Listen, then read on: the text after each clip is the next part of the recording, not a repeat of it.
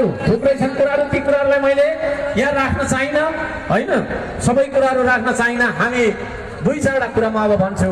हामी के गर्छौँ भने शिक्षामा 3 दिन मात्र स्कुल लाउनुपर्छ। 3 दिन हाम्रा नानीहरूले उत्पादन निर्माण र आविष्कारका काम गर्नुपर्छ है। त्यति गर्यो भनेदेखि तपाईँको चाहिँ नि हामी यो भरियाको जीवनदेखि हामी मुक्त हुनेछौँ। भरियाको जीवन भनेको के हो भन्दाखेरि मैले बारम्बार भनिरहेको कुरा छ, हाम्रा बाजे पुर्खा नुनको भारी बोकेर, तेलको भारी, दाउराको भारी र घाँसको भारी बोकेर बितेर जानुभयो। अहिले हामी जेनजी पुस्ता, हाम्रा नानीहरू किताबको भारी बोकेर भरिया भएर बाँच्नु पर्यो। त्यो किताब दिनभरि बोकेर भोको पेटले अब यो देश चल्दैन आदरणीय दाजुभाइ दिदीबहिनीहरू। त्यसो भएको कारणले गर्दाखेरि अब हामीले उत्पादनसँग जोडिने शिक्षा नीति अपनाउनु पर्छ भनेर म भन्न चाहन्छु सबैलाई।